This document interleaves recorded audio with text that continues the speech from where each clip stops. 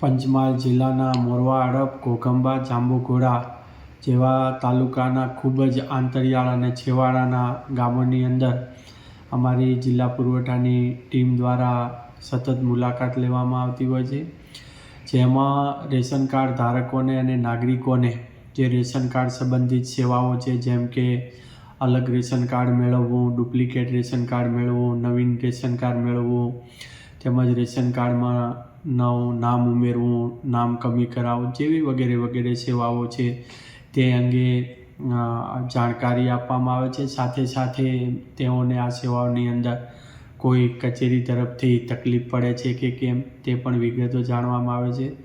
તેમજ મોરવા, હડપ તાલુકાના ખાસ ઊંડાણના અને છેવાડાના ગામ જેમ કે પાનમ ડેમની આજુબાજુ જે વસેલા છે એ લોકોની મુલાકાત લીધી, જેમાં વનેડા છે, હારેડા છે, વાડોદર છે ને ભુવર ગામોની મુલાકાત લીધી.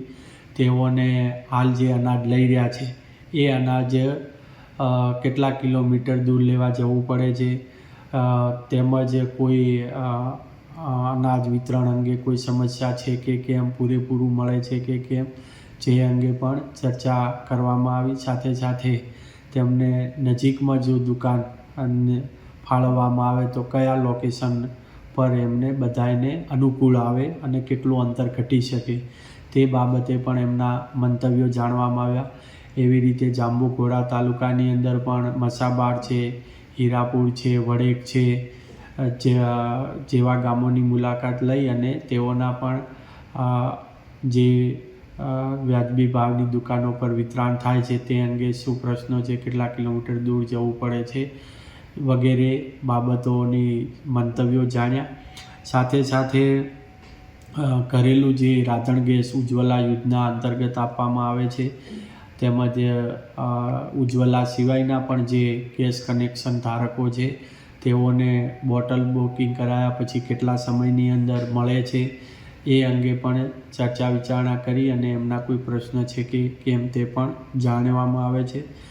નજીકના પેટ્રોલ પંપ પરથી જે પેટ્રોલ ડીઝલ પુરાવવામાં આવે છે તે ગુણવત્તાયુક્ત મળે છે. પુરાવ્યા પછી કોઈ એમને બાઇકની અંદર કોઈ એવો અલગ પ્રકારનો કોઈ અવાજ જણાય છે કે કેમ, ઓછું મળે છે કે કેમ, તો એ પણ પ્રશ્નો પૂછવામાં આવતા હોય છે અને એમને એ અંગે શું એમનું કેવું થાય છે, મંતવ્ય શું છે એ પણ જાણવામાં આવે છે. તેમજ ફોર્ટિફાઈડ ચોખા અંગે જે ગેરમાન્યતા પ્રવર્તે છે કે આ પ્લાસ્ટિકનો ચોખ્ખો છે, તો એ વિશે પણ વિસ્તૃત સમજ આપવામાં આવે છે કે આ કોઈ પ્લાસ્ટિકનો ચોખ્ખો નથી. આ આરોગ્ય માટે સરકારે ખૂબ ચિંતા કરી અને ફોર્ટિફાઈડ ચોખ્ખો બનાવવામાં આવે છે. એમાં જે વસ્તુ ખૂટે છે એ વસ્તુ ફોર્ટિફાઈડ એટલે કે એડ કરીને નાખવામાં આવે છે, એડ કરવામાં આવે છે, એટલે એ પણ વિસ્તૃત માહિતી આપવામાં આવે છે.